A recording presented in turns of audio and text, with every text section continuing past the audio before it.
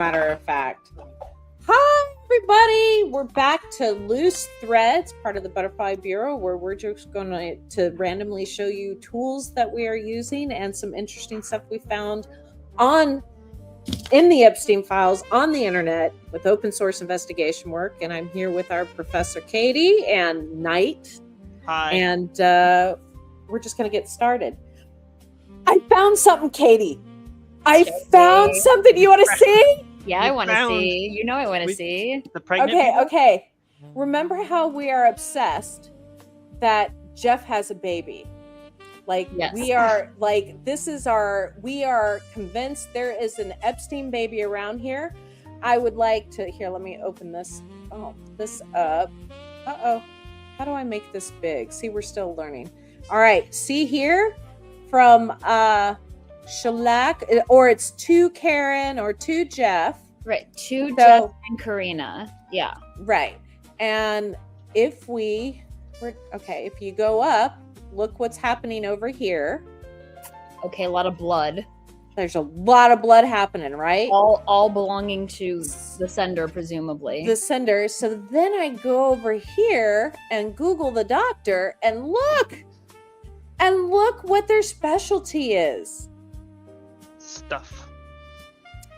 He's an IVF specialist in New York. Whoa. Right there. Whatever you're showing isn't on the screen. Oh no. IVF. We just Mommy. have the email right there. You just have the email. That's right. Okay. Thank you for sharing that. So here, let me now show you. We want to make sure we're part. showing our receipts of Googly. Yeah. Boom. There he is. Googly Woogly. There he is. Specializes in IVF. IVF expert. So somebody's getting IVF in 2016. As long as it's the same Dr. Rosenwax.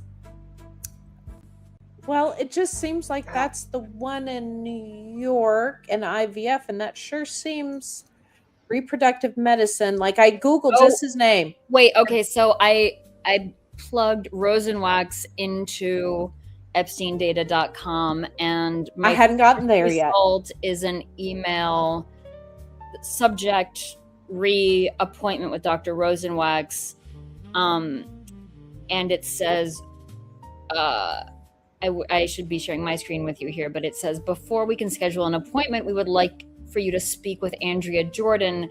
She is our egg freezing coordinator. Oh! And then the person is writing from the Ronald O. Perelman, somebody who also shows up in the files, and Claudia Cohen Center for Reproductive Yeah, here Medicine. we go. Yeah, Perelman also works at the same facility. Yeah, okay, so yes, So somebody who was getting redacted person is freezing their eggs. It says, I'm 33 and unsure if I want kids and would like a backup if I get too old. My boyfriend said he will fertilize the eggs, as I've heard there's a better success rate if the eggs are fertilized before freezing. Very It's the interesting. boyfriend, Jeffrey Epstein. Ooh. That's rather interesting, isn't it? Now today, we recorded the Butterfly Bureau, and we spoke with Juliet Bryant. And one of the things we talked about, in fact, we had to kind of break up the session a little bit because she was so emotional while sharing her story. And she talked about waking up and has surgery. She's never had a surgery, and then woke up in the middle of somebody doing something on a table with her that felt surgical in nature. She remembers certain smells and so on. And she has new scars. And she says, they've taken my eggs. That I absolutely know that occurred. She just, she remembers meeting a scientist on the island, and I think several over in Zorro. And the little girl that we keep seeing in the records, she confirmed, because she met her, was the Dubin daughter. And she said he never had an interest in the boys only her, but he had a real, like, her pictures everywhere, and like he had a real love for her. And so then I think she mentioned, she said she thinks it's Jeffrey's kid.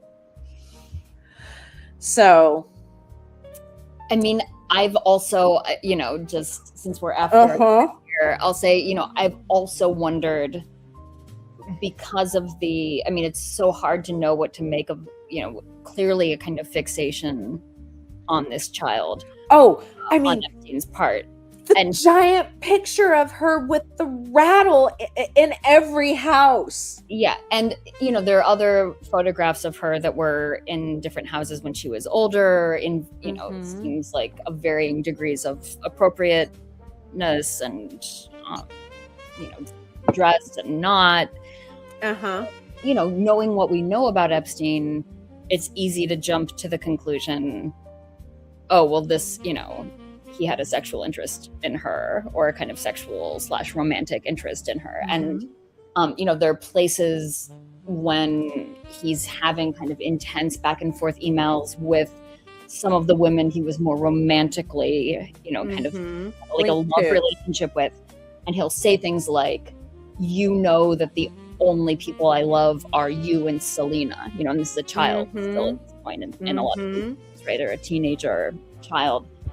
And it's been really hard to know what to make of that. And at some point I'm like, is this his kid? I mean, the mom is his ex-girlfriend with whom he clearly maintained a very close relationship for years. And I've done a lot of the like very goofy, unscientific side by side, looking at Dubin, looking at, Selena's public photos. And, I will say it looks to me like looks like she's Glenn Dubin's biological kid to me. But that's based on, kind of like goofy, coarse, looking at pictures of people and saying, they look related. Right. It seems entirely possible that she could actually be Epstein's biological kid, and that would explain why there was that fixation. Because it's a similar, it does feel a little like the bond that Trump has with Ivanka. It does feel like the Trump-Ivanka relationship. And Epstein, reportedly wanted to marry Selena at one point. But is it so hard to imagine Trump trying to do the same thing, right? I mean, it's my God, I think I am 100%, 100 million % convinced that if there was a way Trump could have married his daughter, he would have. If this had been medieval, France, we'd been fine. He'd been fine with that. So, but again, I feel like incest is a little bit part of that kind of culture thing. So yeah, it's very hard to know. I will tell you the thing that most, and this is horrible thing to realize, but the thing that really made me say, I don't know if she's what she looks like kid, is that it seemed like Ava was already a little bit, had aged out of being a romantic interest for you think Epstein by the time she was born. I think she was born around 96. I think she's about 30 years old now. Again, that's not public information. It's like, I think I Googled how old is Selena Dubin at some point recently. I mean, she looks like Glenn Dubin to me. We could pull up a picture of Glenn Dubin. Oh yeah, let me do that. Glenn Dubin. But it definitely seems like there was a point. She definitely looks like her mom that we've talked about. She looks a lot like her mom. Yeah, I was going to say let's share. Just see how that does. Okay, that's us. Well, then that's not what we want, right? Oh, there we go. Okay. This is like Trump watching himself on Fox News. Watching himself on Fox News. All right. I'm gonna try and see if this is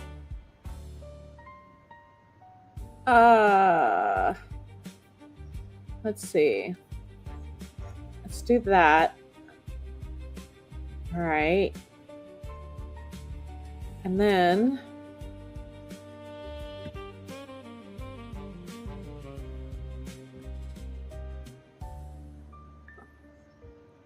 I'm trying to figure this out. I know it sucks. Sorry. No, it's okay. Can you toggle into a different? Could you have it in a different tab and open a different tab there? That is exactly what I'm doing. I'm gonna pick up both pictures of Glenn Dubin. I mean, I think for me, there's Glenn. She bears a strong resemblance to Glenn Dubin. Mm-hmm.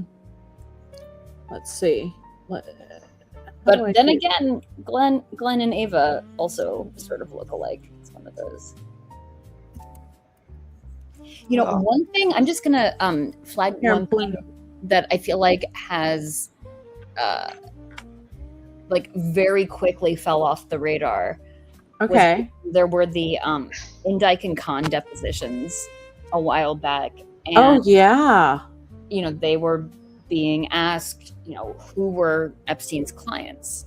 Who were his clients? And I think it was Khan who said, well, Epstein, I know, you know, I can tell you about 3 paying clients of Jeffrey Epstein.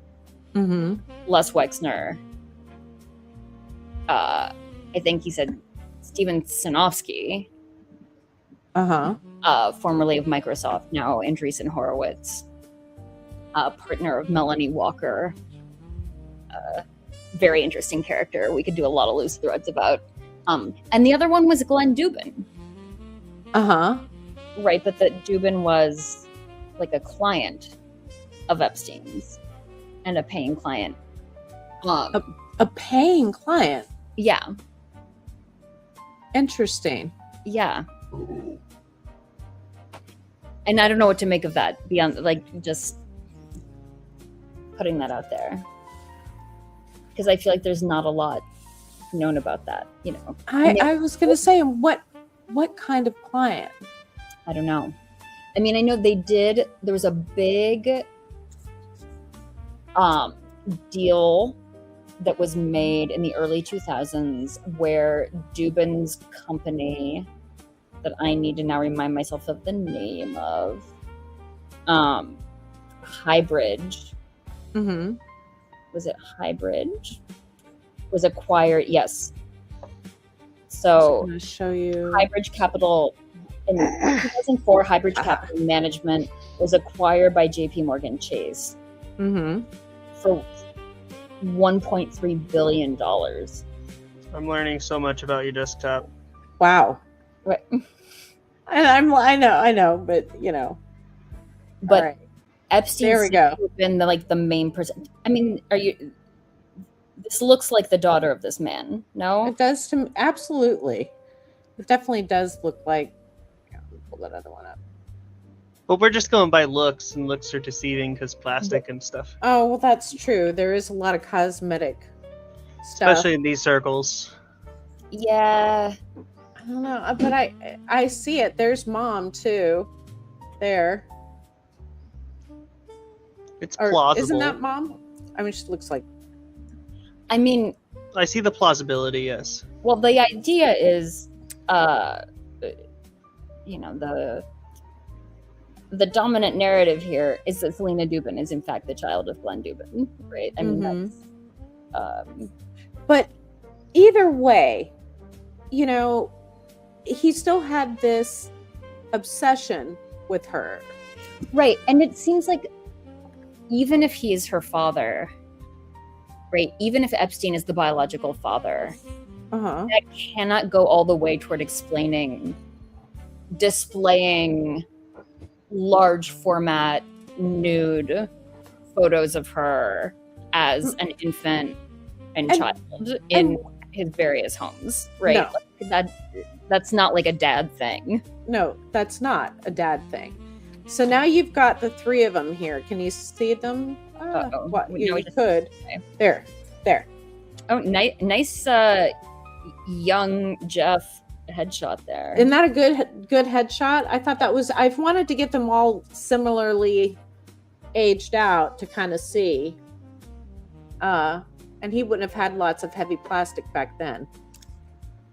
No, I don't think Epstein had like any plastic surgery.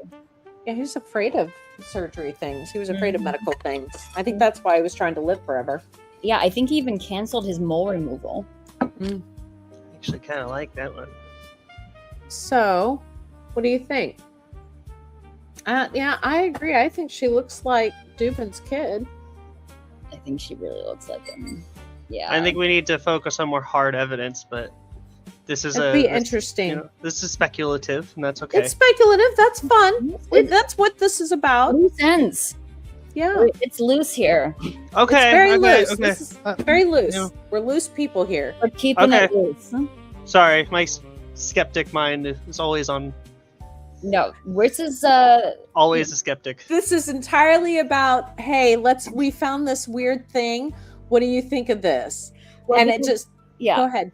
Well, no, I was just gonna say this is this is not to defend the looseness, but a little bit on kind of a methodological note. Okay. I think there has to be. I'm a firm believer in entertaining the craziest shit.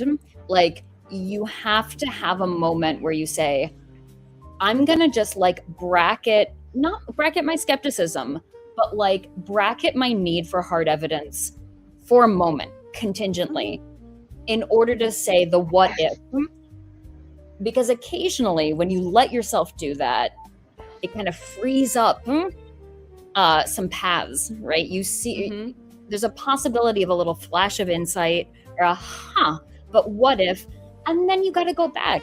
And then you've got to lay all the evidence out to be able to demonstrate it, right? That doesn't get you anywhere in terms of making like truth claims or factual claims.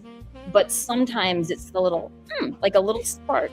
Sometimes it gives you a direction, I think. Yeah. And I think it also it forces you to re-examine the hard facts with it, because you're always going to go back to Occam's razor and you go, okay, what's my, just the same way we write up the wiki. Here's what it means. Here's what it doesn't mean. Here are the holes. We've got to poke holes into it. And sometimes that means like going off to the, not necessarily cannibal land. Okay.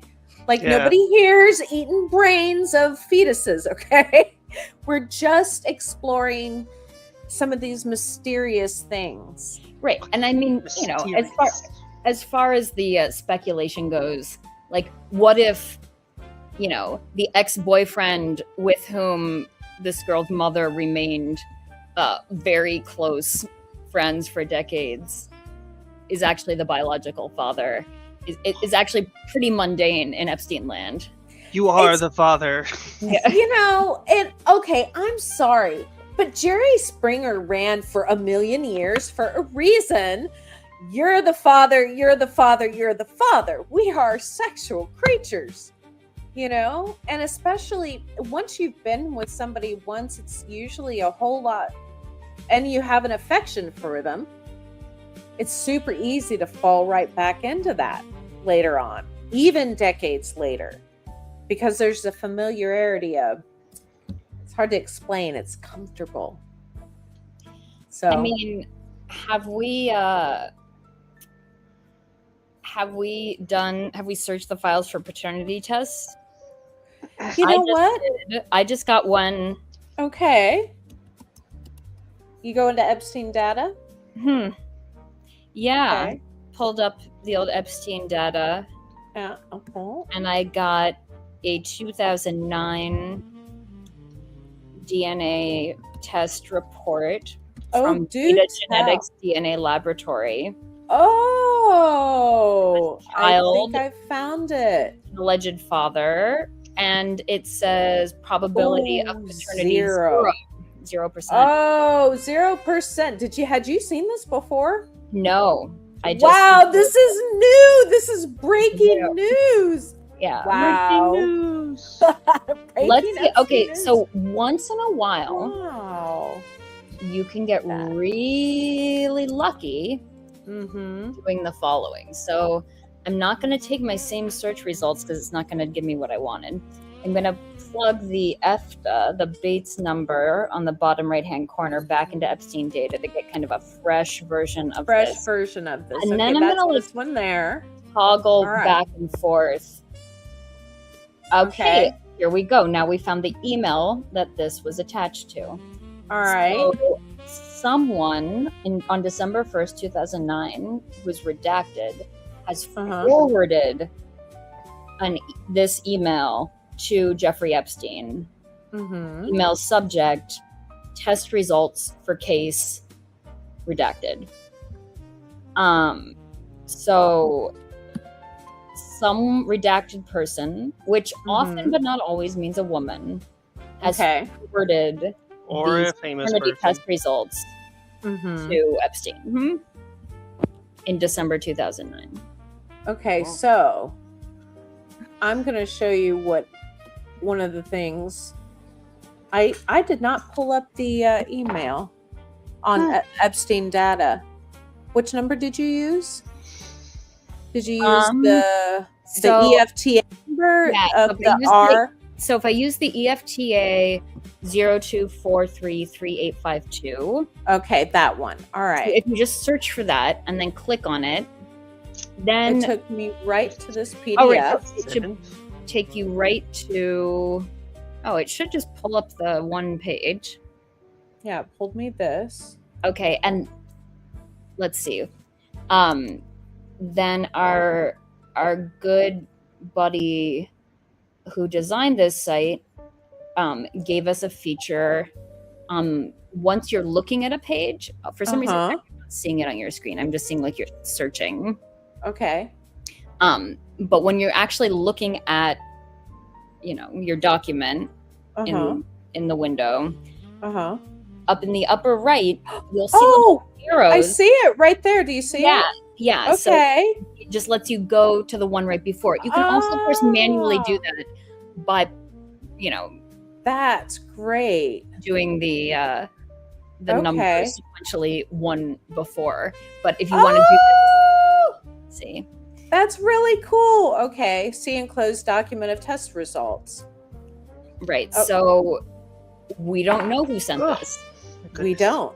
But somebody, so these were not, but what it tells us is like, it would appear, we don't know this for sure, but it would appear that Epstein himself did not have this paternity test done, right? Like he was not the one. Interesting. Who, was reached out to a lab and had this test done. Oh. Someone else has forwarded him the results. Maybe that's what it means. We don't know for sure. So here, I'm going to show you what my next search is going to be real quick. It's going to be the reverse image search. So I took a picture of the DNA, a screenshot, and I put it in here, and I'm going to press search. The DNA. I love the reverse image search. You know that. It's so good. And we pull up like documents. I'm going to increase my exactness to 80 and see what comes up. And it shows us things that could be similar. It thinks is similar. So it's not always the exact, but with this, because it's giving us all kinds of tables, which could be any kind of document. But this is when I find the best stuff. I know. To be honest with you. Yes. So nothing super interesting here yet. I'm gonna try. Hold on. Let's see if there's some.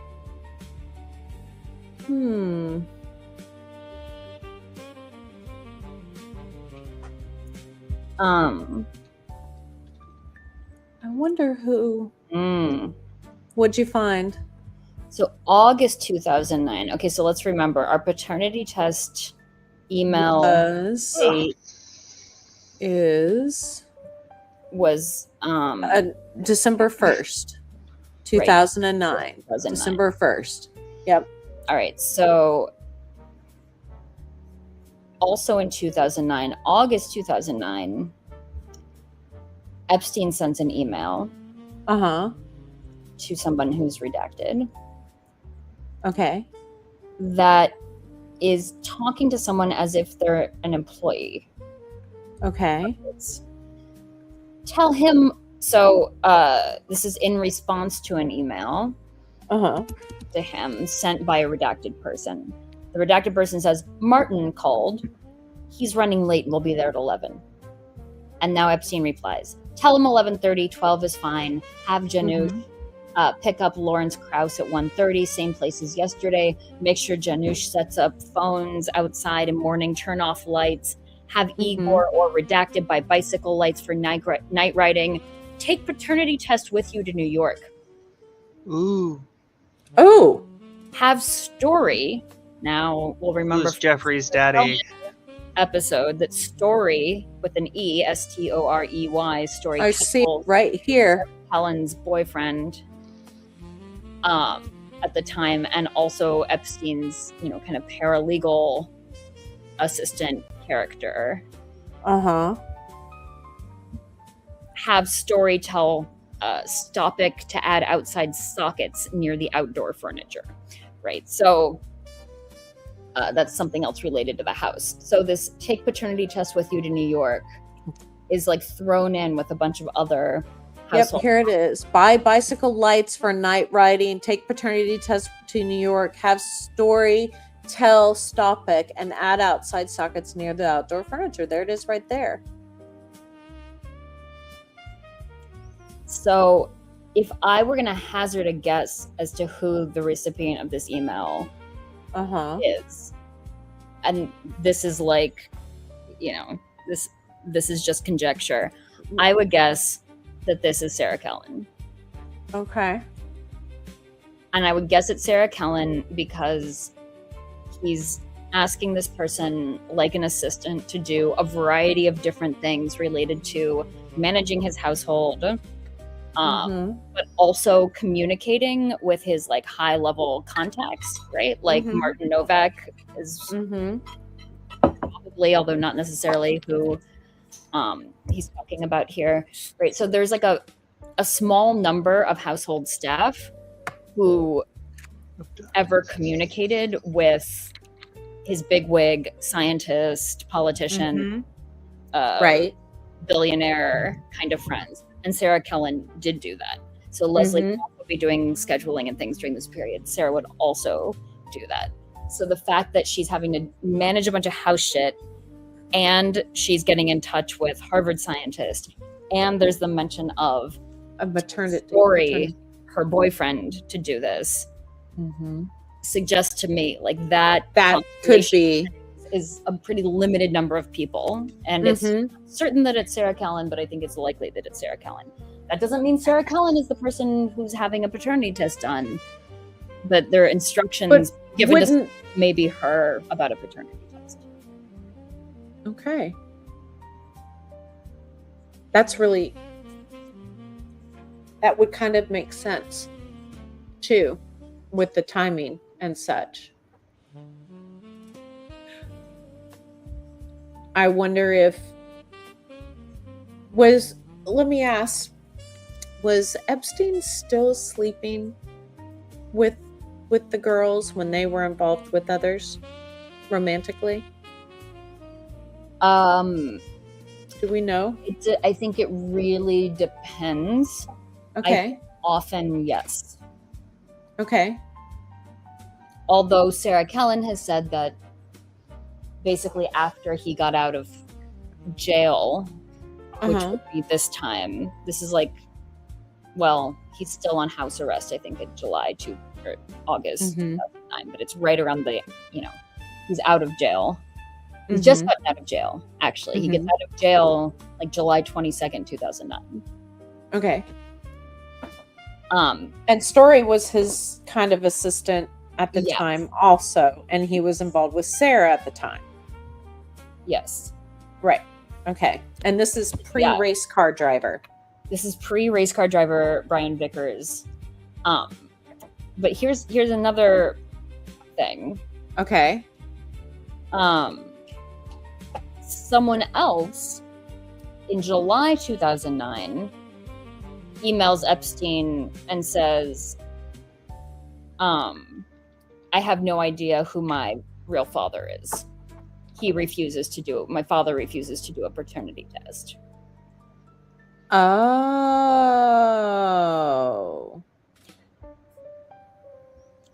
And this person appears to be French. So, I don't know. That sounds interesting. So we have another complication and no neat narrative here. Well, and of course, today we came across the pregnancy tests and the images. I think I sent those through. Yeah. Go ahead. Say more about the pregnancy tests and what you were finding. Okay. Well, actually, this was kind of fun. If we go to I'll go back to the reverse image, just because I thought this was hilarious. Let me get the share screen again. Still learning this little critter of a program. So we go to the reverse image search, and I had found. I even prepped it for tonight to show you. Oh, this is what happens when I go nuts. When I got my surface cleaned up, then I went on here on a rampage. So you can see what I put in there was this double positive pregnancy test, and I put it into our reverse image. This is hilarious. This was the first image. This is the actual image that I inserted. Can you see the pregnancy test there? But then look what it brought up. Pregnancy, sonogram, pregnancy, sonogram, more pregnancies, pregnancy. That one up there was just like sexual. Yeah. Oh, many of them are. But just to kind of put that out there, all I did was put a picture of a positive pregnancy test, and clearly our image search even knows what it was supposed to be, because now we have newborn babies too. I found a lot of pictures of newborns earlier. I feel like it's not hard. I'm still not convinced that is an amazing piece of technology that you found. Well, it impressed me. Look, there's another newborn. You're another pregnant impressed. woman. It's okay. So that was the interesting thing that, to me, I thought that was kind of cool. Now, go ahead. What's the EFTA number on that double pregnancy test? It is EFTA 007702220. Thank you. Now we'll pull up the previous. To Jeffrey Edwards on vacation. My dear Jeffrey, I was thinking about you all day. I am in blank. I am here only a second day. Today I had my first class. I experienced new kind of dance. It calls contact. So weird. I had to touch my partner, first to smell his skin, then to feel his body, and finally to rub his body. So weird. Very sad news. There is no normal man here, only gays. But I love the atmosphere here. Blank is located in the very beautiful area, but there is but one. The room I am staying is incredibly awful. There is no toilet. All the students share the same kitchen and toilet. The shower is extremely small and uncomfortable. There is only one electricity plug in my room. After the experience, I am looking for better accommodation. But now it is too difficult to find something for good prices. Everything except my accommodation is quite good. Of course, this is very expensive city. I have to count all the money I am spending. However, I'm fully enjoying my studies and my blank breakfast. I've had a few pictures of you to view. P.S. I have sold out almost all clothes I got. I still have few left, but my mom works on that. Mom. And he says, are you in school? How is it? Take photos. And that was the email before it. Take picture, it doesn't happen. I've added a few pictures for you to view. All right, where at? Oh, on the screen? No. I'm reading her email where she says, I've added a few pictures for you to view. And what's tricky is we don't know that this is what's so maddening about this archive, about these files, is like we don't actually know that this image is related to that email in any way. Absolutely. Right? Like sometimes you get lucky and you can determine that they are related. And and sometimes it's like maybe this is the email that goes along with that. Interesting that this is also from 2009 though. September 2009.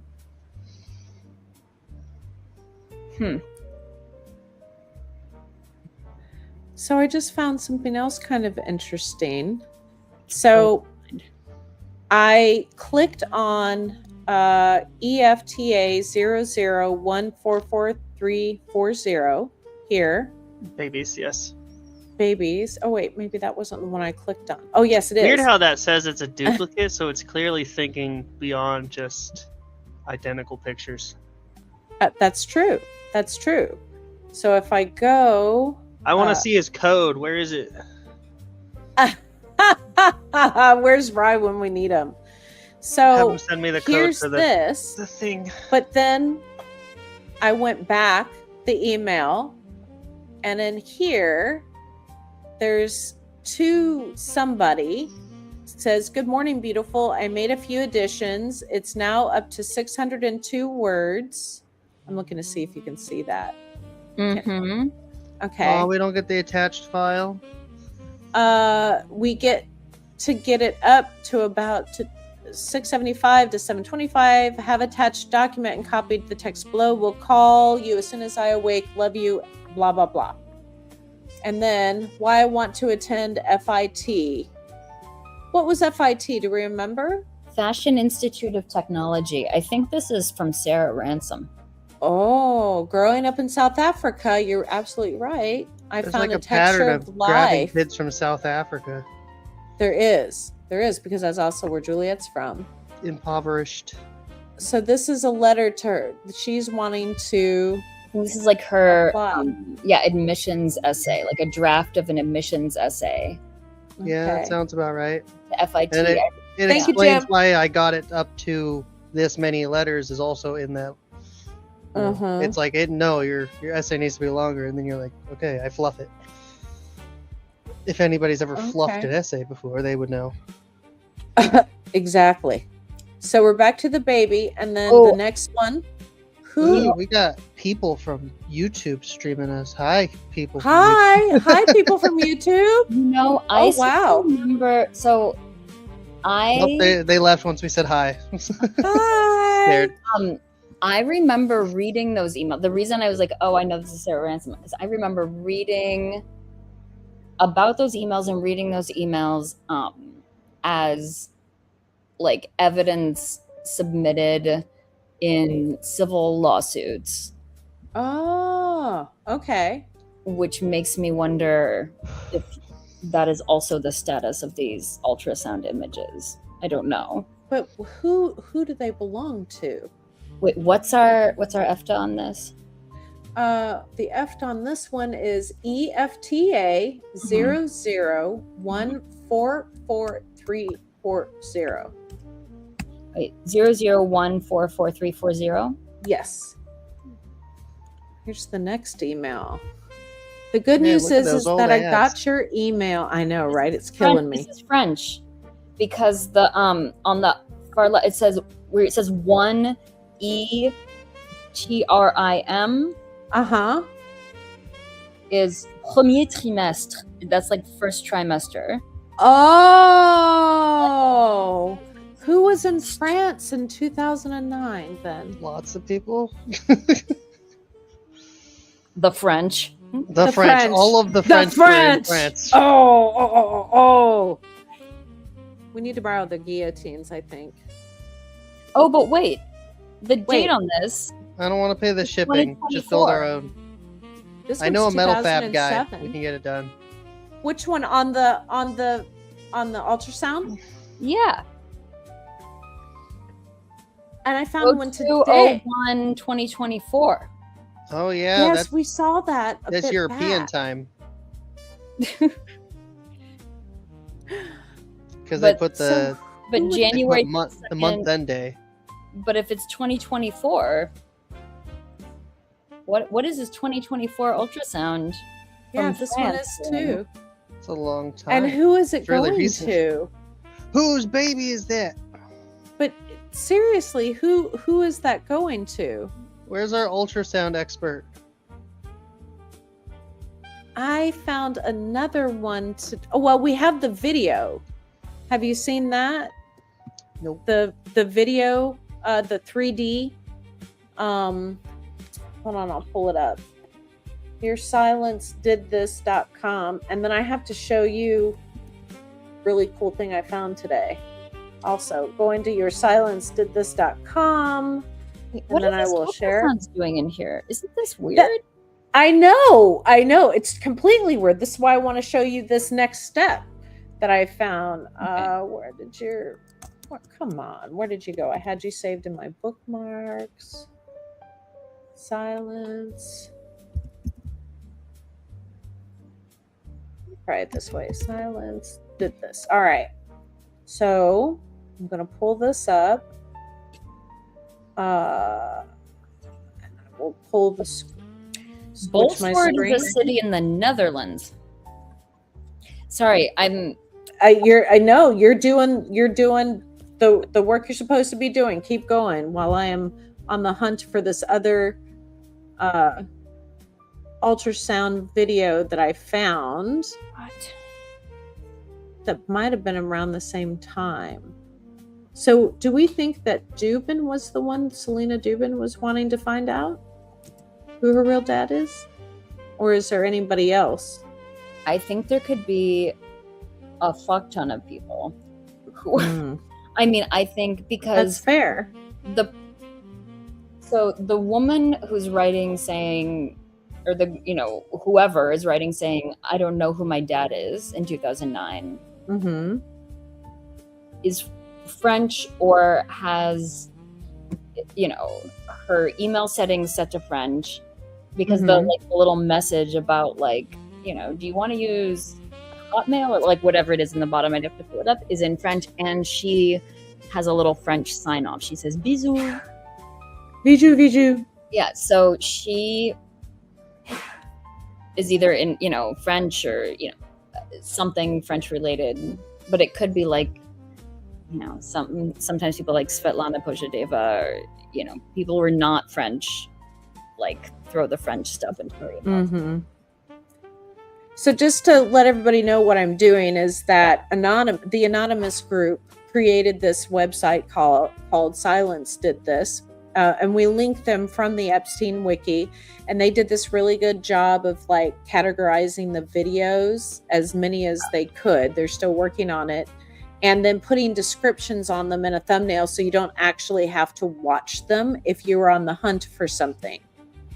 And it's one of my favorite resources to go through when I'm looking for a specific video and we're trying to put pieces together. And I know I'm moving kind of quickly. There are some obscure, interesting things in here, but trigger warning before you get in on here. Now, I'm going to go check my other favorite source, which is Jmail. This is outside of our Epstein data, of course. And go to JTube. I don't know if that's following my. Let me pull that over and show you JTube. Boom. So the Jmail people made a great thing called JTube, which is also a video searching site. They did a good job trying to make it as close to YouTube as they could. There it is. Do you see? Whoa. A face. Yes, this is the 3D, 4D ultrasounds. Malavia? The date on this one, the name is Yana Bogomalova is the name, and the date is 2011. Does any of that ring a bell with you, Katie? She's thinking. I can see it. I can see her. I can see. I saw the smoke coming out. No, say it again. Say it again. It's Yana, Yana, Bogomalova, Bogomolova. Yeah, I've seen that name. Default. It sounds familiar to me too. 4D real time. That's interesting. Isn't that neat? What's the date on this? This one is 11? 2011. So it would have been around June 27th, 2011. This was not done in America. I don't believe, just based on Jeff maybe too. it was. Maybe it was. Yeah, Jeff Tube. I love it. Creepy ad. Yeah, I love these names. They did a good job, but they didn't do a lot with the description pieces. So both I think both resources are phenomenal. I'm a big fan of both resources. They're used for different things for me. I do a different type of search when I'm hunting for pieces. I think Yana Bogomolova is the wife. I think she's MOV is an interesting type of file to use, considering everything is an MP4. I think she's the wife of David Stern. Oh, okay. So she's from Siberia. I think she's the wife of David Stern. But I've wondered if she started out with Epstein. Really? Do tell. Yeah. So David Stern is a really interesting, underexplored character. Oh, Heather's got her on her obsession list, or it has Stearns on her obsession list. She's got a list of people she's very obsessed with, like Edward Epstein is one. Yeah, right? No, but Stearns is a big one. I wish Heather were here to talk with us about my absolute number one all-time David Stern loose thread, which is when David Stern emails Jeffrey Epstein that he wants to go to North Korea to see number one. Now, number one is famously how Israeli intelligence refers to the head of Mossad. That's what I thought. But why would they meet in North Korea? Like, North Korea does not seem like an obvious place to me to meet the head of Mossad. It seems like a really, really maybe that was unnecessary. Maybe it was a colloquial term for someplace else. It could also mean like Kim Jong-un. It could be. Could be number one. You know, anyway, that's what that it could mean that he was meeting with Kim Jong-un. It could mean that wow. We need to find it specifically. We're sure he was going to North Korea. I'll pull it up. Anyway, so David Stern is German originally, based in London. So he's actually Stern, based in London, very close to former Prince Andrew and Fergie. Had some kind of advisor, very close relationship with them. It's not totally clear to me how that came about. And then around the time Epstein gets out of prison, not Princeton. Out of prison? Yeah, interesting Freudian slip there. Around the time that he gets out of prison, Stern hooks up with him and is like calling him boss. Like, gonna follow your orders, like my general boss. Like, he's clearly kind of working for him, and it seems like he's setting up in London some equivalent of Epstein's operation. Like, financially, but he's also a China guy, and he's married to this Russian woman, and he's always talking about pussy. Me too, but So this is interesting. 2011 was the year of transition for North Korea. Yeah. That Right? was Wasn't when it? the old man died and the young heir took over. And the country was hungry and it had a nuclear issue hanging over its head. Although this is later, the Stern asking about North Korea, I need to pull it up because he says, like, can you ask Steve Bannon to help me get to North Korea? Steve Bannon. Yeah. Interesting. Now we have to find the email. I'm obsessed. Now. Yeah. I'm probably gonna dip. I'm exhausted.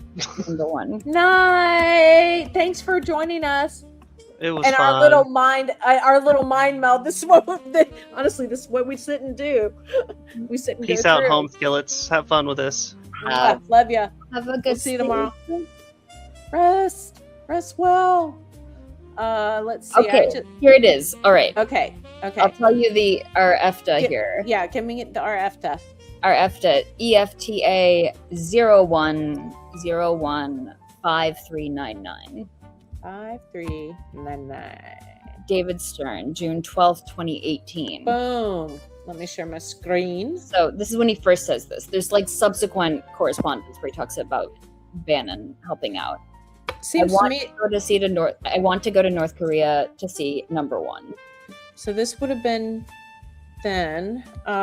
When did the Trump, leader? Trump admin. But why Trump admin if it's 2011? But no, this is 2018. 2018 now. It was 2018. Ah. That he wants to go to North Korea. Okay. Via U.S. channels seems best. So Kim Jong II died on December 17th. North Korea officially announced Kim Jong-un in 2011. Okay. So 2008 is when he wanted to go see Kim. Why would he want to in 2018? Right. And then 2 days after this, Stern sends Epstein another email that says, ask Bannon to get me to North Korea, 2 question marks. Then he says, I want to buy prime real estate. I have the money. Oh. Can you even buy real estate in North Korea? I thought the government owned it all. Isn't the whole deal that there's no private property? Right. Unless it's referring to something else. Yeah, I've wondered if it's referring to something else. When I was trying to figure out what the F he was talking about here, I found out that like foreigners apparently can like lease property. Like there is some opportunity for foreign investments, and this guy Stern has like very close contacts in the CCP, like in the Chinese government, based on the files. Trump and Kim held the Singapore summit June 12th, 2018. And the summit made it look, at least briefly, like North Korea might open up diplomatically or economically. That's why he wanted in business. Yeah. The joint statement was talked about a new U.S. DPRK relations, peace, and denuclearization. So that was probably what was going on. The big caution, North Korea was heavily sanctioned. So he wanted to do a backdoor deal from the sounds of it and wanted Bannon to help him get it because Bannon was in the White House at that time, right? Bannon was no longer in the White House at that time. No, he was gone by then. Yeah, Bannon was kicked out of the White House like August 2017. Okay. And then he started seeking out a, quote, secret meet with Epstein in October 2017, but they only met for the first time in January 2018, about 2 days after Bannon agreed to cooperate with the Mueller investigation. And while he was being questioned by the House Intelligence Committee. That's about, interesting. Russia stuff. It makes me wonder. That's interesting. Why do you suppose Epstein gave Bannon the time of day? Oh, Epstein was excited to talk to Bannon. I know. That's why I'm. Well, and Epstein, even before, like during the transition after Trump was elected, Epstein was like trying to get in touch with Bannon. I mean, he really wanted in, and he was trying to use his Brock Pierce connection to get in with Bannon. But that makes sense from the standpoint that he wanted an in with, with the new administration. Once Bannon is out, it's less clear. But those guys were, they were doing a lot of different stuff together. But they were especially Michael Wolff, who's the one who hooks up Epstein and Bannon, seems to suggest that, among other things, Bannon is very keen to talk to Epstein about Saudi Arabia. And he is under the impression that the only person who can save the Kingdom of Saudi Arabia from financial ruin is Jeffrey Epstein. Wow. Yeah. So that kind of explains a little bit to me some of the deeper ties between Trump and the Saudis now. A little bit. It's tough, right? It's tough. It's hard to know if these are on parallel tracks, right? Because Bannon was meeting with the Saudis even after he's out of the White House. Like he's telling Epstein about it. He's saying, like, I'm meeting with the KSA guys in Dubai. And Epstein's like, are you seeing the Saudis? And he's like, no, I want to wait until I have like good news for them. And meanwhile, Epstein is setting Bannon up with like not only his UAE guys and his Qatari guys, he's setting him up with the president of Kazakhstan. I don't know what these guys are doing, to tell you the truth. Interesting. We've come a long way from the ultrasound. We have come a long way that's what Loose Threads does. That's what we do. But I have been trying to figure out what the fuck were Jeffrey Epstein and Bannon doing together. I know that like within a month of meeting, Bannon is sending Epstein emails that are saying things like, we're going to do great things together. Right. Like, well, Bannon has a way about him. He has, as gross as he is and as nasty as he is, he does have this sort of way of building a story and telling a story and sucking you into that story. These guys very seductive. Yeah. Like really like, I often think, who the hell would ever sleep with that man? And then I've listened to him and I'm like, oh, okay, I can see how he can seduce. He definitely has this ability that you just kind of look past this. I don't know. I have a Loose Threads confession. Yeah? Yeah, Bannon can get it.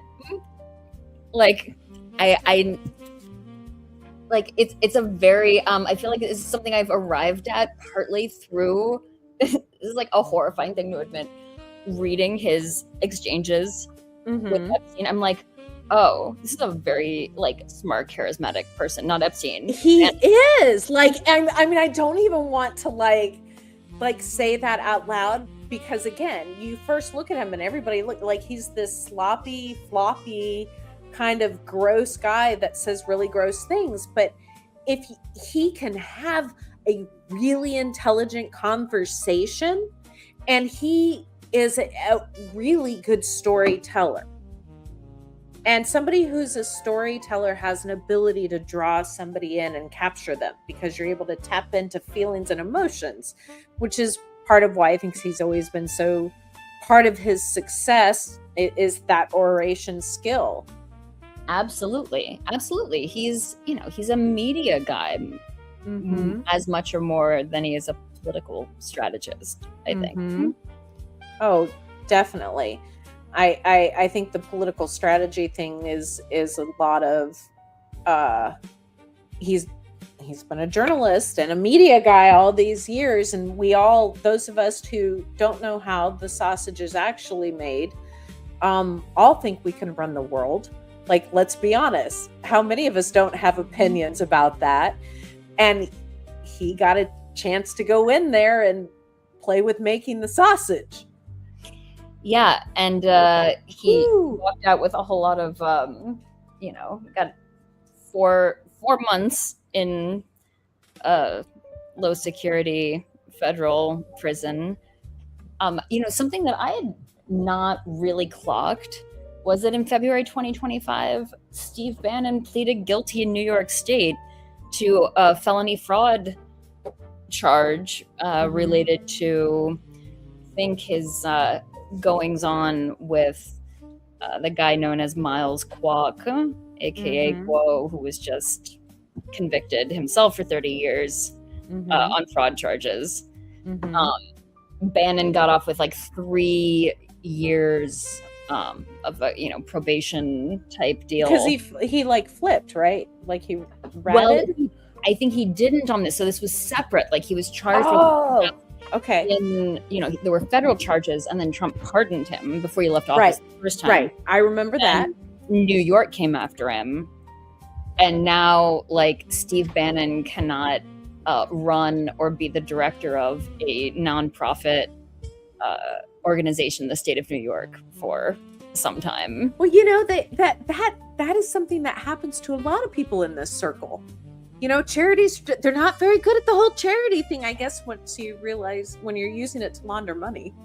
Guess who he was asking for advice on his 501c4? Oh, well, it's got to be a Trump person, my God, It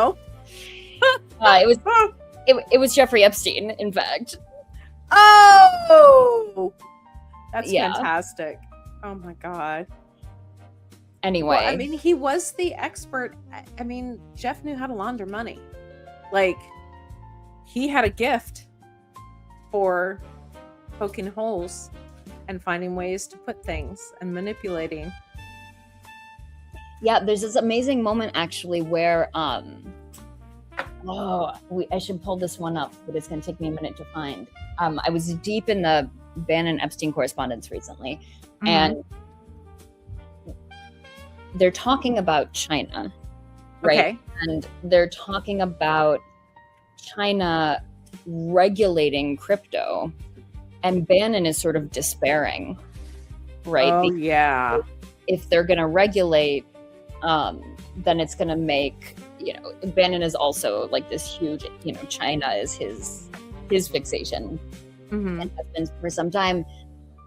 And he's trying to undermine the Chinese government, basically, right? And he thinks crypto is a way to do this, and this seems to be part of what he was doing with Epstein, was figuring out ways to do that. Anyway, Bannon's like, if they regulate crypto, we're screwed, right? Basically.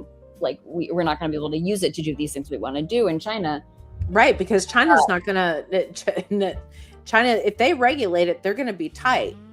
Well, right. This was what Bannon was thinking, and Epstein's like, "Don't worry," right? He's like, "It's so much easier to play offense than defense, right? In this case, right? The regulators being defense, and he's like, for every one defense, there's 100 ways to play offense, right? Like it was just a little window into the financial mind of Jeffrey Epstein. Anyway, so here's the thing that I'm thinking about all of these pictures of the pregnant women and the babies and the ultrasounds, including this one from Yana, David Stern. And I do believe that she was formerly, an Epstein girl. I think most of these pictures are probably from Epstein girls who have moved on, right? Or they're out of the stable. And they're sending these pictures back to him, right? Of their new lives, right? Don't touch me. Either, well, no, like their new lives with, in some cases, like in the Yana case, with the men that he's set them up with.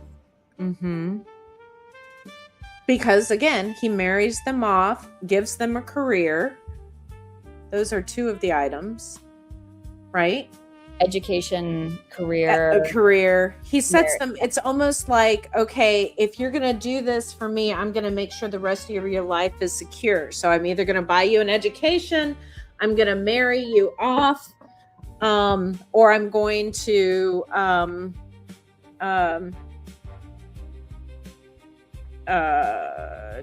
there's some form of taking care of, give you a career, something along those lines. Which is interesting. Because that says to me, okay, and he didn't do that for everyone. No, but he did it a lot. He did it a lot. He did it a lot. I wonder how he selected the ones that he did do it with. And most of those he had the long-term relationships with. And they kind of stayed connected in some fashion, which always made me go, okay, that's pretty typical of this type of mindset psychologically, because he doesn't ever want to completely let go of them. And so if he's tied to their success in some fashion, they're always going to have to owe him something. Yes, I mean, that's exactly how it reads to me, and there's so many, emails that come in, right, that you can find just all over the place in the files of like, Jeffrey, I'm so grateful to you. Jeffrey, you changed my life. Jeffrey, you made this possible for me, right? And it's gratitude. Yeah. Gratitude was a big deal to him. In fact, really big deal. Maxwell would, from what I've been reading, Maxwell would like coach the girls into these letters that they would want she would want them to write to Jeffrey and mail to Jeffrey and give to Jeffrey, and that lots of it involved lots of gratitude things. Like whatever, every little thing he did, you had to be over the top with gratitude on to a degree. Yeah, and you can see it in emails, but you can especially see it in text messages. When he feels that a girl is being ungrateful or entitled, but like not saying thank you.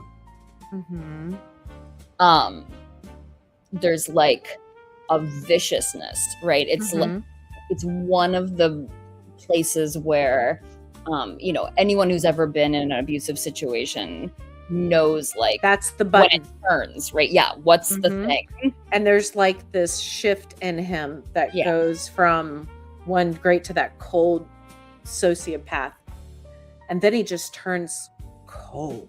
Yeah, like you can see that trigger and some of the coercion and he knows too. Here's the other piece: he knows each of the girls' weakness, because you can see the type of things to manipulate them, whether it's trying to make them feel guilty, trying to make them feel sorry for him, trying to by making them, like what he did with Juliet. Boy, he read her like a book. With Juliet, what he did was the first time he was, she grew up poor. She had no dad. He invited her in for the first massage. And he didn't have sex with her then. She was about 20. He just paid her the $300. And back then, a girl in Africa making $300, that's like 6 months of groceries, okay? For her whole family. And So he was real careful with her not to push the limit that very first time, which I find is interesting because there's other girls that it was like within walking in the door, there's a penis and egg in hand, as Lisa says. That's from my friend Lisa Tate, our fellow EpsteinWiki sleuth. She and I refer to it as the egg. So you have the mushroom and the egg buddies. What was it? Was it her or you or Heather? Somebody said today that maybe it might have been Night, said that that somebody said that all rich, powerful men have weird penises. That they have really weird. It wasn't me, but it does seem true. Yes. And I said yes, but not all men with weird penises will be rich and powerful. That's a very good distinction. But you hear that? I mean, think about Weinstein. Or Weinstein, I'm not sure which pronunciation he chose. Epstein had an egg penis, which we nailed down to a vascular problem. Trump has the mushroom. You know, it kind of rocks. It kind of makes sense a little bit. It tracks. I mean, it does. Psychologically, it totally makes sense. Mm-hmm. So, Interesting. So do we think that he dumped the fiance for Ava Dubin? Have we thought about that at all? Because that was such an interesting overlap. Okay, so the fiance from roughly 1976. 77. They were together, like overlapped in that year because I think the apartment was, okay, so the marriage certificate was applied for in 77. The application, landlord application, she's referred to as fiance in 76. Yes. So I think Ava Dubin comes in the picture later. I think she come in the picture until like, around 1980, 81. Okay. And I think there were, as we see with Epstein later on, and like it changes, it morphs, it takes on a different, kind of character and shape. But I think there were always like constantly women.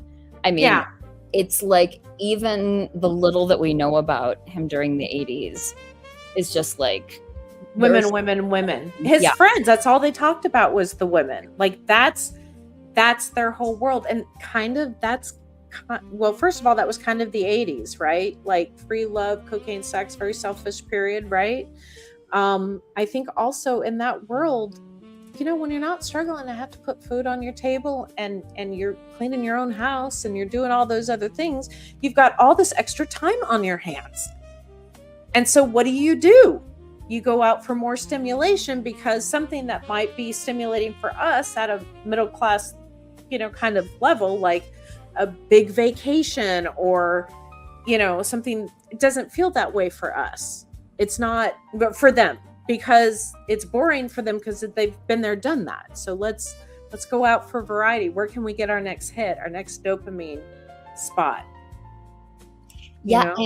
And they were dealing, I'm thinking about Epstein in that period, especially as they got into the late 80s, like the amounts of money. And this is also, this is what the 80s are known for, right? That it's like, the junk bonds, the corporate takeovers, like just the volume of capital and like the kinds of high risk, high reward, but high risk behaviors and activities that can dominate the economy and, like what it meant to be on Wall Street. Yeah, like on a kind of like imagine what that's doing to your nervous system. I mean, if you spend your entire day winning and literally your entire job is gambling. That's all the stock market is fucking gambling, right? And manipulation and politics within this gambling. And you're spending a day basically winning or losing millions and millions of dollars all day long. It's going to take a hell of a lot to get that dopamine hit in other sources, and your brain sort of wants to stay in that mode. It gets trained into that mode. So you get addicted to this constant sense of and what are the ways that we're able to do that? Well, they do things like go into submarines to see the Titanic and skydive and mountain climb and have risky sex and super kinky sex and party and do all the drugs. Yeah, and Epstein did none of the drugs. Mm-mm. But, you know, there's a really interesting kind of like very buried 302 FBI write-up of an interview with the survivor. And this is her talking about something that Epstein told her, right? So this is like, you know, she's giving her account of what he supposedly told her, but it is super interesting. Okay. And it's interesting in relation to like the Trump E. Jean Carroll story too, but it's interesting is that during the 80s, what Epstein told her apparently was that, like, I don't remember if this is the term, I don't remember if she says sex addict, but like he needed to have sex all the time, right? Or and he needed sexual release all the time, right? This thing that we hear from Maxwell, this thing we hear from him, whatever. And that what he used to do was to go into department stores, like on his lunch break, and like pick up women. But wow. Like, you know, what does that mean, right? I mean, mean taking them, like meeting women and hooking up in a dressing room, right? But apparently then at some point a friend said to him, hey, you know what's easier than this? Just get like a happy ending massage. A massage is really the way to go. And so he transitioned from the department store hookups. Well, there you go. So do you think his happy ending massages is kind of where you think that the new massage game started happening? If, you know, it seems like it could be. But the thing that seems like it's an essential piece of the Epstein, like, you know, like the thing that charges it up for him seems to be that the women and girls don't know what they're getting into, right? Like a happy ending massage that is consensual at a massage parlor, you know, like your kind of standard issue, you know, everybody knows what's up here, is not going to do it. Right. For Jeffrey Epstein, right? And that, you know, I think the earliest interview that I found with someone who was sexually assaulted by him was a woman who was like in her early 20s. She was a dancer. This is still lived in his apartment. Like he wasn't even in like the Iranian consulate house. This is like late 80s or very, very early 90s. Living in the same apartment that he was in when he was like working at Bear Stearns. Also on the Upper East Side. Right. And she goes up to his apartment and she's a dancer and he wants a massage. And like he wants her to, you know, take her clothes off or whatever. And she's like, oh, and then he ends up assaulting her. And it just seemed like, why could this guy just not go get an erotic massage? Like, seems like in New York in the 80s, you could walk into any place on, you know, on Times Square, or like a guy with a lot of money. He could find sex workers. He could find anybody. Very easy. Yeah. So it's about the power and control. Yeah. Into the, like, the pretext of the massage or the Mhm. whatever that he then Mhm. turns into something else. It's totally Mhm. about the power and the control. No different than the modeling. No different than the modeling. You know? But it seems, I don't know, it'd be really interesting to think about, and you know, maybe this is kind of obvious, but I think it actually is really interesting, how that kind of psychological template maps onto the money laundering, onto you know, other, you know, secretive behaviors where he's the one, you know, kind of in control, you know, a little bit puppet master style. Even with their futures. Yes. Like they study what he thinks they should. And so on. He's going to marry who they marry who he wants them to marry and who he introduces them to. Yeah, but what's amazing, if you go read his correspondence with Steve Bannon, he was pulling the same shit on Steve Bannon. Like, he was pulling the Pygmalion shit on Steve Bannon. He was telling him how to dress. He gave him a shampoo. He's kind of always, he's like making fun of his appearance, you know, his weight, his hair, how he dresses. Yeah, telling him to wear different colored shirts. He's watching his interviews on TV and commenting on, you know, how he's doing. And, you know, and it's very kind of like, you know, mentory, rowy, yeah, but it's also like, you know, I'm superior. Yeah. He was getting I'm superior to you. Yeah. Mm-hmm. Just like beyond controlling. Mm-hmm. But what's fascinating, he does it with Bannon. You almost never see him do it with women or girls, but he does it with Bannon. He does it with other men. Is he also knows how to sub, and he likes it. Mm-hmm. Interesting. The only woman that you see him do it with is Ariane de Rothschild. That's who, you know. But like, he like lives on that power dynamic. Mm-hmm.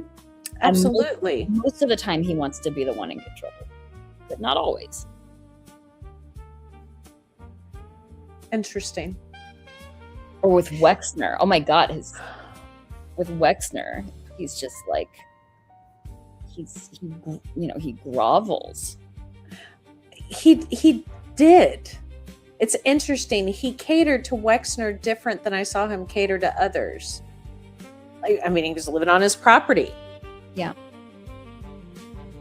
Yeah. But he's a houseman. Do you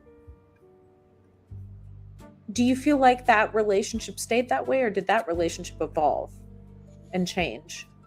I think there are very late emails. I mean, we don't have a lot, but there are very late emails from Epstein to Wexner. I mean, it's very different from how he talked to Leon Black, for example, right? In those emails where he's like, you know, pissed off and calling his kids the R word, and, you know, just like, no, but with Wexner, he remained very, the tone was, I think about like, when you read like 18th century French letters, and the sign off on the letters is this like paragraph long thing where they're like, you know, and I remain truly your most humble servant, you know, like one of these like very, you imagine the gesture of, oh, you know, like the genuflecting, that really, like that's Epstein with Wexner. Your humble servant. I could see Wexner liking that. Oh, yeah. Eating that up. Yeah, he kind of had a mentoring way about him with, I think, many folks. I think that that's I think that's how he made people feel safe with him in a lot of ways. Yes. Was that, here, I'm going to do these nice things for you and I'm going to mentor you. I know with Juliet, that's kind of what it it's a promise of a career. And when we interviewed today, I said, you're a 20-year-old girl that grew up poor, and here is this man who is clearly appears to be into you, right? And you got to meet the president of the United States with him. Of course, you're going to be sucked into that. He handed you $300 for a back rub, and he spent the whole time asking her questions about her life, where that, for somebody young and naive, that feels like you're interested in me, right? And you're trying to take care of me. You're trying to take care of me. I mean, John Gottman says, if you want somebody to be open with you, you have to be more interested than interesting, right? So how could you not be seduced and sucked into that? How could you not?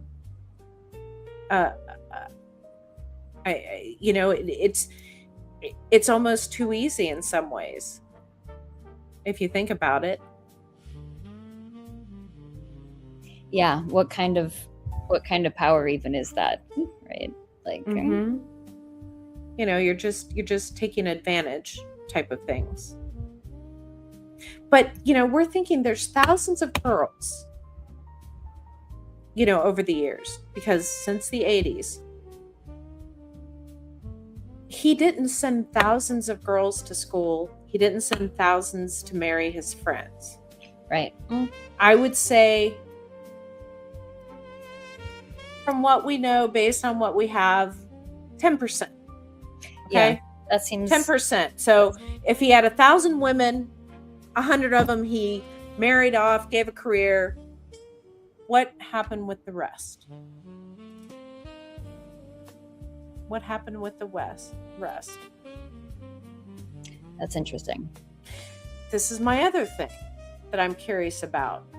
And I kind of touched on this one earlier that feels like a loose thread to me. When did the sex stop with each of the girls in the longer term dynamics with him? And did it? Was there still this obligation to Jeffrey and to Jeffrey's needs, or even his friends' needs, if you were romantically involved with someone? Was there an understanding there? Well, I know from reading some correspondence that there are at least some. So there were some women, right? Like women in their 20s, mm-hmm. who, would have a boyfriend, right? Or would have a romantic partner of some kind, and mm-hmm. would basically be like sneaking back to see him, right? That there are indications in their correspondence, like, oh, I'm going to tell Josh that I'm doing XYZ, or I need an excuse why I'm coming to New York, mm-hmm. that I'm actually going to see you. But there are other times where, you'll see Epstein writing someone and saying, oh, now that you've broken up with such and such, do you want to come back and work for me?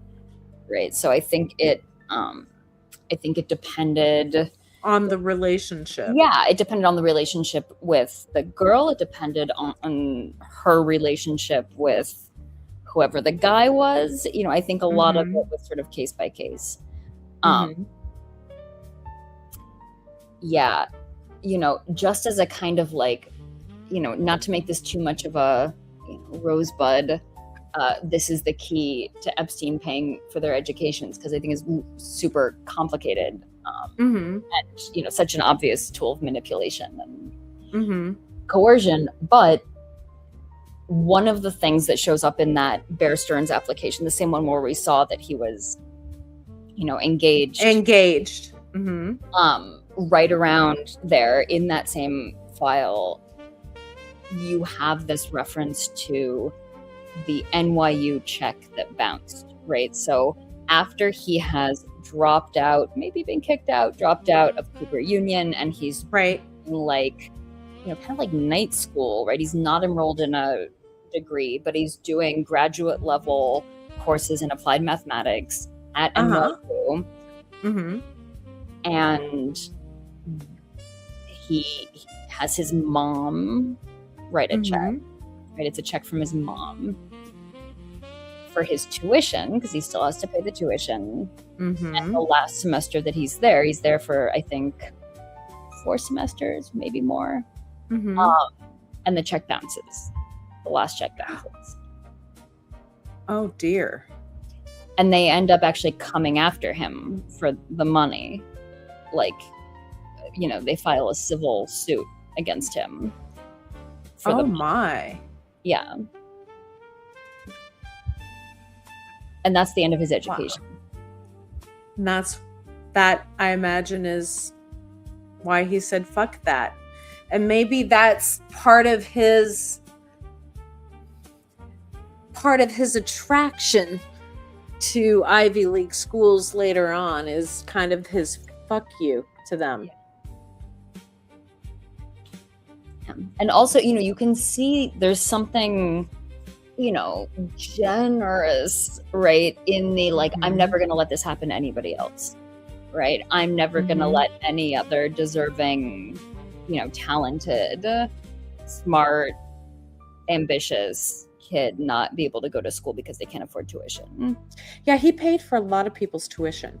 Lots and lots of, and I'm not talking just the girls. Yeah, no, lots of other people's kids. And people's kids who he didn't necessarily need to control by having them owe him favors, like the ex-fiance. Paid for her kid to go to art school, or no, to go to Columbia, right? But I'm going to be honest with you. The worst sociopath on the face of the planet that I ever met was a guy that started a crisis center. But he would beat his wife and children like you would not believe. So, if you think about the priest, that's the pedophile, or the teacher, or the scout leader. Like, I feel like maybe part of doing those things was he was buying goodwill. It was a goodwill bank, so that back then, we didn't have the internet in the 80s and most of the 90s, right? Except for the late 90s. But the way that you built goodwill was doing good deeds to people and networking, and then that word would get around, right? Like people vouching for you. Well, yeah, I mean, this is exactly, it's one of these, like super illuminating moments when, I think we've talked about this, like when that recording that we have, the recording we for some reason have of him talking to Ehud Barak, when Barak is about to resign as defense minister of Israel, and he's sort of looking around for, okay, how can I go make some money now that I'm not going to be public service? Right. And the question Epstein asks is, well, who owes you favors? Exactly. I mean, that's how that's how most people do it in that world too, is that, who did I do a good thing for? That's how lobbyists get jobs. That's how elected officials, when they get done, end up going off and working at lobbying. And, it's all very incestuous, and it keeps the circle tight, right? We're going to keep that circle tight, so we're not allowing others to move up into it.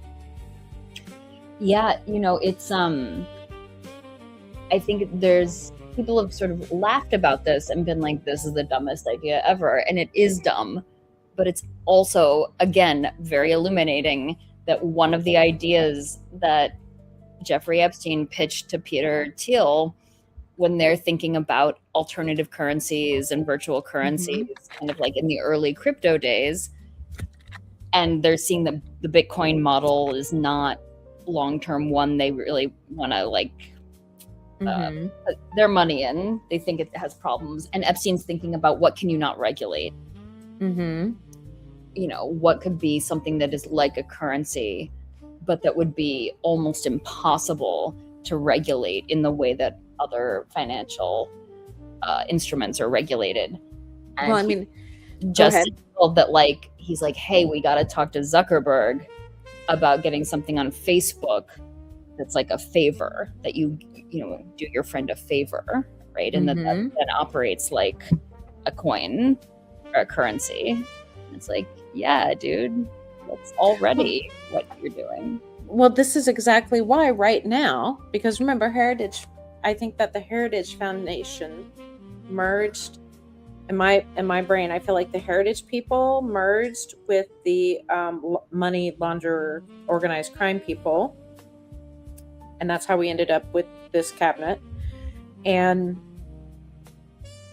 their number one thing that they've been pushing this whole year is to,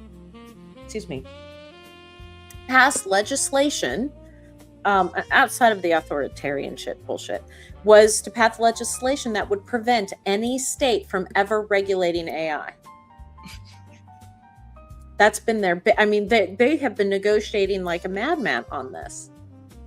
And I think he might have even signed an EO that was, similar in that nature. And he's jumped all into it. I mean, that's how he's made most of his money now, is through his Bitcoin scams. The money that we are aware of, because there's only so much reported.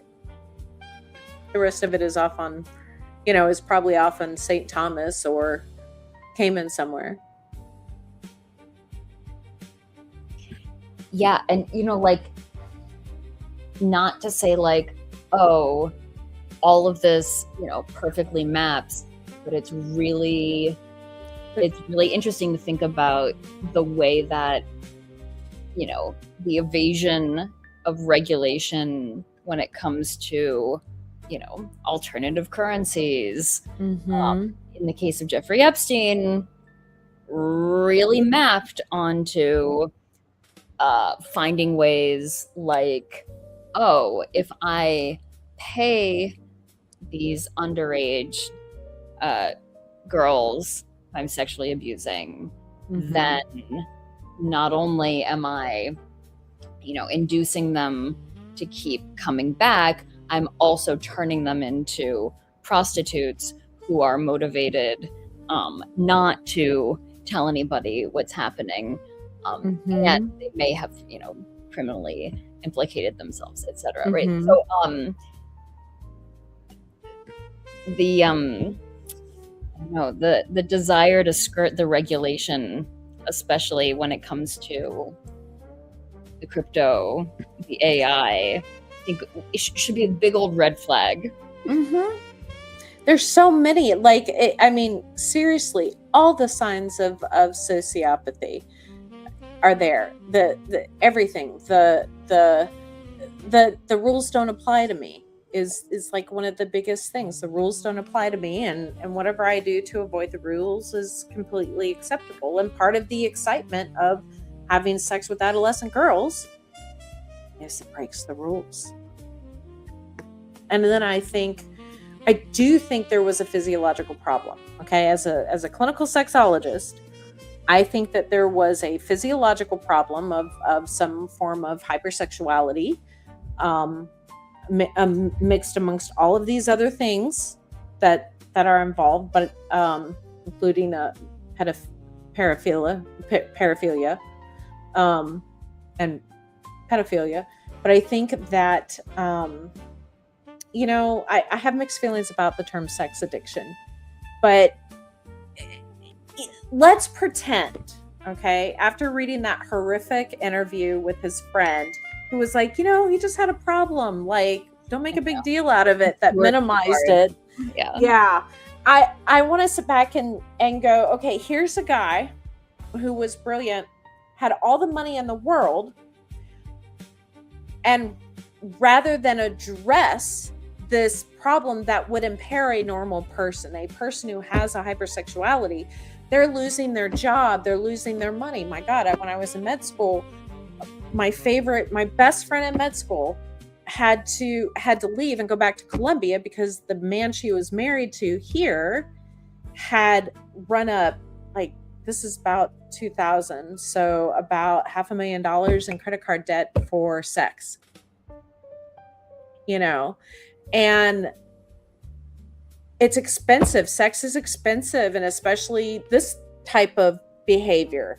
So it would seem to me,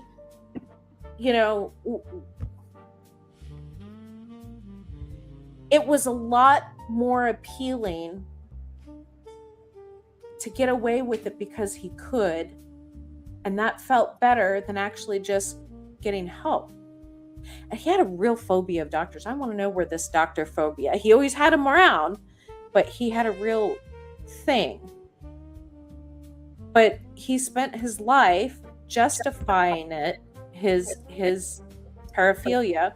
And I think in a lot of ways, bringing people into it wasn't just for his mission or whatnot. I think that he desperately wanted to normalize the behavior. Mm-hmm. I really think that for him, as long as his friends and these other powerful people are doing it, then it must not be bad. Yeah. It must not be wrong. Mm-hmm. One of us. It's one of us, our exclusive club. It's interesting that they'll pick up the restaurant worker and the car salesman for child pornography, but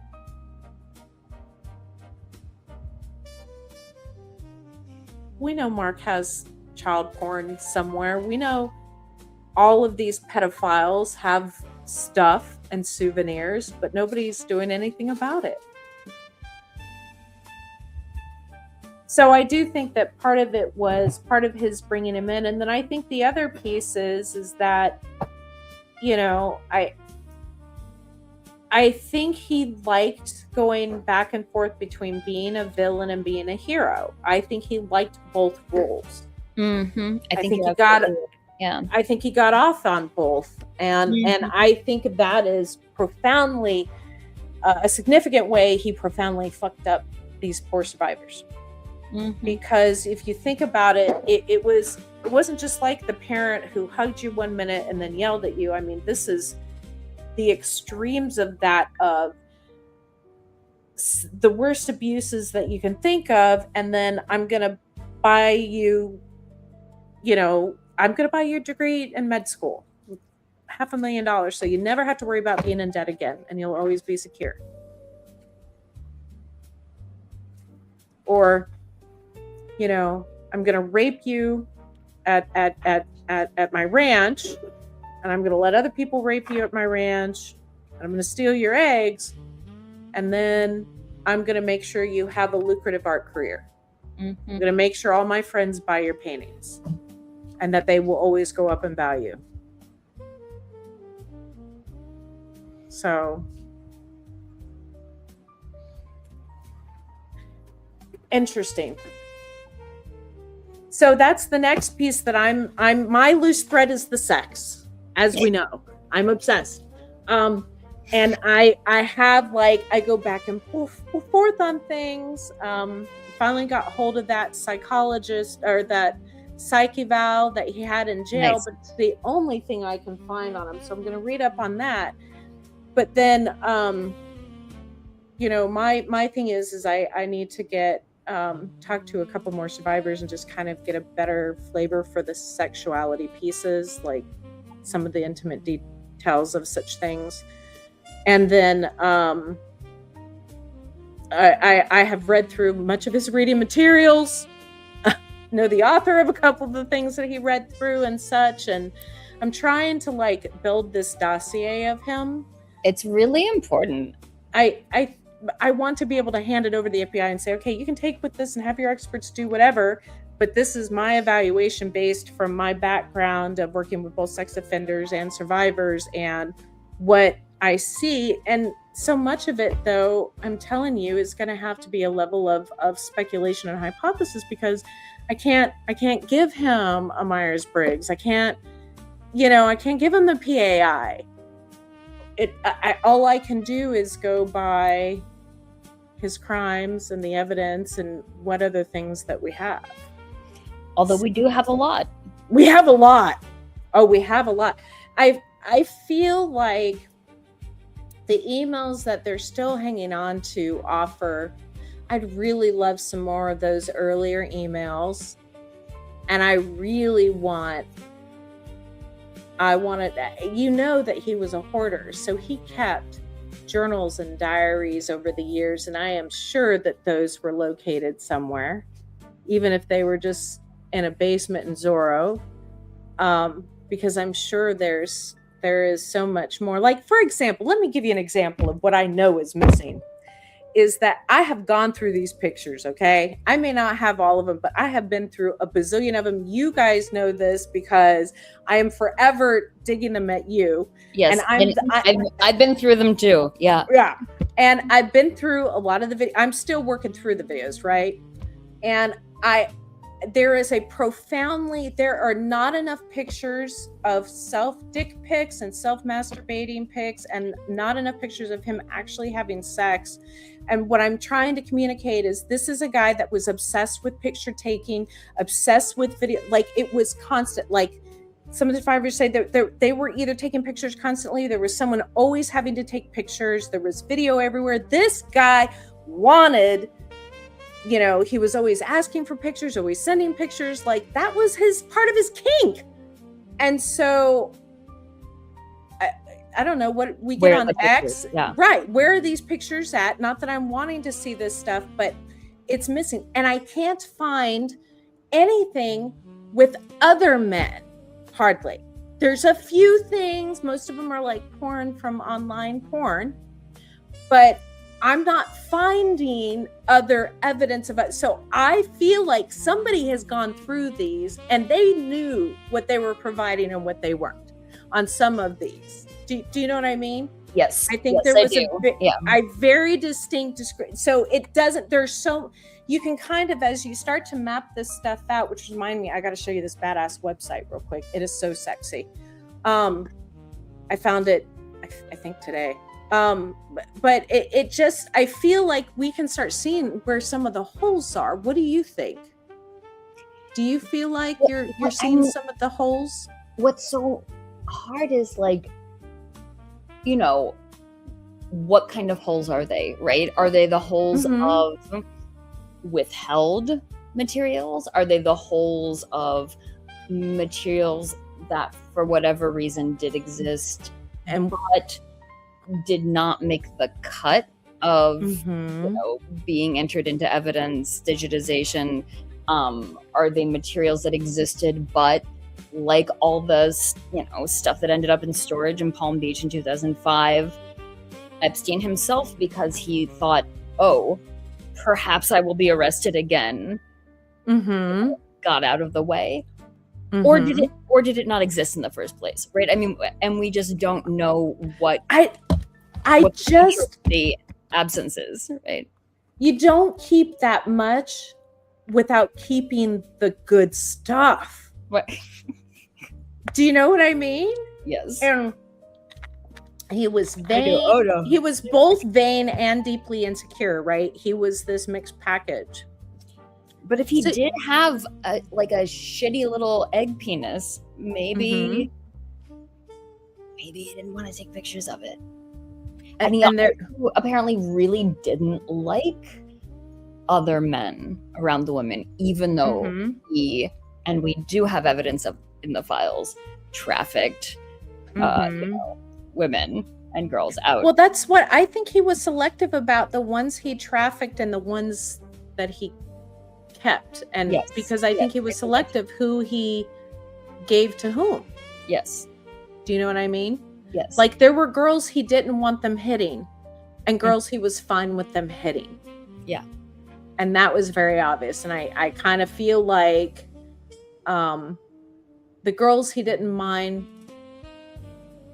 I think that the girls that he allowed the more, I'm trying to find the most appropriate way, the more egregious abuses, I think, are the ones that he objectified more than the ones that he developed some connection to help them grow. The other piece is maybe it's the ones that completely ended up with the Stockholm syndrome are the ones that he helped. Mm-hmm. You know, maybe that was the gauntlet you went through in order to receive the reward. That makes a lot of sense.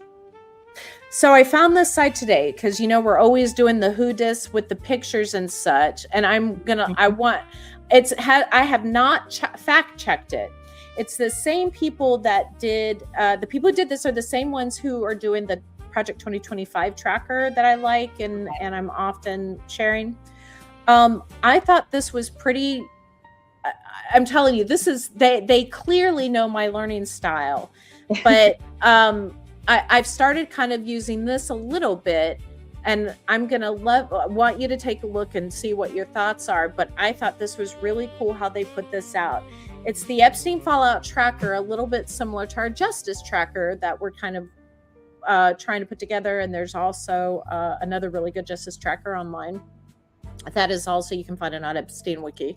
Gotta have to do that part, but I'm never ever going to say like and subscribe. Never, ever. Don't ever. That drives me bonkers. I know why we do it, but if you look at this it's Epstein.observer, you can have the pictures of the person and it shows them their name, what they did, and kind of where they're at on the case. And down here on the tally is what I love. And again, I haven't checked it, so I don't know how up to date it is or accurate. I just found this. So 3 people have been sentenced.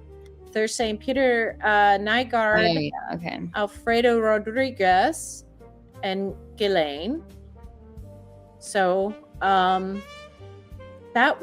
he was the driver, yes, no? He was the houseman who was sentenced for not turning over the black book for the FBI. Yeah. I wonder how much he got paid for that.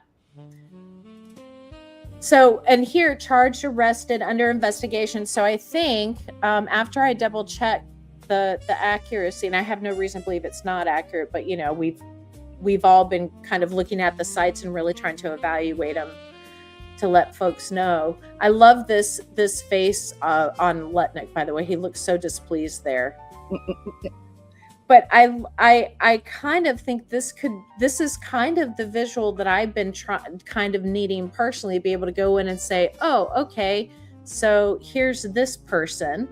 And then they put up a little dossier, which I just love. Here. Yeah, this is good. I mean, these are good. This is good pedagogy. Good. So for a visual, for somebody who wants to kind of get it, I mean, you're not going to go deep into this is not a website that explains the individual pieces of evidence like ours does. It's different. It's a beautiful tool. And I think it's great for those of us that are researching to check on things, and great for somebody that wants to kind of see like what's been happening and maybe wants to do a little surface dig. But I think the visual, they did a really nice job. Yeah, especially because, you know, some of these names and faces are very familiar. Naomi Campbell. Right. And a lot of them are not. They're not. You know, you have to get pretty deep in this universe to be like, oh yes, Mona Jewel, you know, former Norwegian ambassador to Israel. Yes, of course she's in there, right? So I think this is super helpful. Yeah, I see they're missing a couple of pictures. I should reach out to them and offer to send them if they need something of Mark. Like, I know we Courtney have Mark. Love. Yeah, well, Courtney Love would be easy, but like Mark, we have pictures of Mark in our data sets. Yes. So now this isn't extensive. I also want to let everybody know this is not everybody on the list by any means, and not everybody in the files. It looks like they did a really good job though of creating kind of a nice, you know, spread of some high points in here. So yeah, interesting, and some some sort of unexpected faces, but not in a bad way. No, it's yeah, things we're thinking about for sure. And I like this down here on the record. I like how they have it sorted so we can just look at the convicted, right? Mm-hmm. Or we can look. So I love the UI. I think they did a really nice job. They did do a very nice job. It does need a little bit of updating. I wonder if they put down. I don't think that they have put down anybody who like loses their job or something, because that's something that I think terminated or resigned. There it is. Yes, that's a good one. Oh, that's very sexy. Oh, see, that's nice. Okay, so whenever you're feeling like a little negative about the progress you're making on the files, I'm gonna put us over here and say, look, like there is something happening, even if it's not we can't chop all their dicks off, but what we can do is like there's the little things, because remember with these guys too, you steal their career. That's the worst thing in the world for them, because their prestige, like what's their language of influence? Did they like being in power? Do they like, what's their deal? Do they want to be beautiful? Do they want to be famous, or do they want to be rich, or both? What's the thing that turns them on? So yeah, this is good find. This is interesting, huh? Yeah, so now it needs to be like, enriched and enhanced with a lot of documents, and then be off. Yeah, there's definitely, we need to like I said, this is a really nice surfacey thing. I might reach out to them and see if they want to like partner in some way, because this is there you go. You need to click through those pictures and get links to all kinds of. Right. Like I'm sitting here going, what if we help you? Like you can look at our stuff, and maybe we can get you to link to Epstein data or to Wiki on the evidence pieces, right? Yeah. Like the receipts. So, because I think that would be helpful, because we don't want just people looking at the surface. We want you to kind of look. I love this. Did you see this? Yeah. Oh, the flight log. Ooh, look, that is so cute. That's good. Yeah, that's really strong. Cute. That's really good. Especially right now, we're working on Rye, our Epstein data guy, is working on a flight log calendar to help us like be able to venture and search the flight logs and coordinate things a little bit easier. Plus, we got contacted by another company that is actually working on that also, which I need to touch base with. I'll put it on my list for tomorrow. Look, it even says who the known travel connections are down here. And I wonder, and then if you click on it, can take you. Kelly Spam. Who is that? She was, well, there you go, an associate.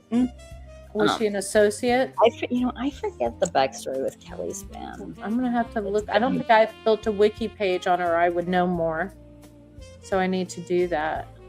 And I'll definitely click to this too.